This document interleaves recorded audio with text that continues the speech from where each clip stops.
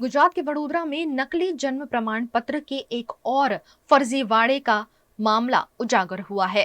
वडोदरा में एक बार फिर नकली जन्म प्रमाण पत्र का मामला सामने आया है। वार्ड नंबर 19 में सुधार हेतु प्रस्तुत किया गया यह दस्तावेज पूरी तरह से फर्जी निकला।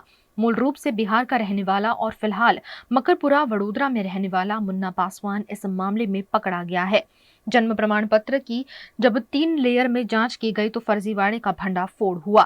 जानकारी के अनुसार ये नकली प्रमाण पत्र मांजलपुर में एक साइबर कैफे में मात्र 500 रुपए में बनवाया गया था। આ બધા ફ્રોડ ડોક્યુમેન્ટ પકડવા માટે, કારણ કે અમે 3 લેયરનું ડેસ્ટિનેશન રાખ્યું, ચેકિંગ રાખેલું છે, 3 લેયર ચેકર.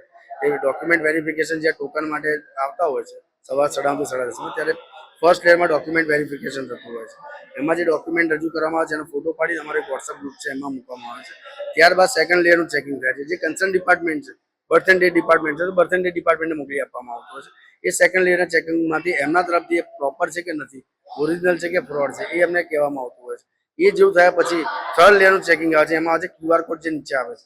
2020 પછી જેટલા પણ બર્થ સર્ટિફિકેટ બનેલા હોય તેમાં QR કોડ આવેલો હોય છે. હવે એ ઇસ્યુ ડેટ અને અમે ફોર્મેટ ઉપરથી અમને ખ્યાલ આવી જાય છે. આ જે હતું, જે 1લી તારીખ વાળું હતું એ જમનાબાઈ વાળું હતું. આ જે છે એ હતું વડોદરા મ્યુનિસિપલ કોર્પોરેશનના લોગો વાળું. એટલે વડોદરા મ્યુનિસિપલ કોર્પોરેશન દ્વારા રજૂ કરાયેલું એવું એમની રજૂઆત હતું, પણ આ વડોદરા કોર્પોરેશન દ્વારા રજૂ કરાયેલું નથી, કારણ કે એનું ફોર્મેટ ફિક્સ હોય છે જે અમને ખબર હોય છે.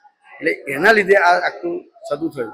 એટલે અમે તાત્કાલિક સતર્કતા દાખવી અને પોલીસને જાણ કરી. આ ખૂબ જ ગંભીર બાબત છે અને ખૂબ જ ચિંતાનો વિષય છે. એટલે પોલીસ ખાતાને મારી આપણા માધ્યમથી નમ્ર અપીલ છે કે હવે સઘન તપાસ કરવામાં આવે. સાયબર કાફે, ઝેરોક્સ સેન્ટર, જે પ્રાઇવેટમાં જે કંઈ કામગીરી કરે ત્યાં દરેક જગ્યાએ જઈ અને તપાસ કરે. પછી ભલે ગવર્મેન્ટ સેક્ટર કેમ ના હોય, ગવર્મેન્ટ ઓર્ગેનાઇઝેશન કેમ ના હોય, ત્યાં પણ ડોક્યુમેન્ટની ખરેખર કેવી રીતે થાય છે એમને તપાસ કરવી જોઈએ.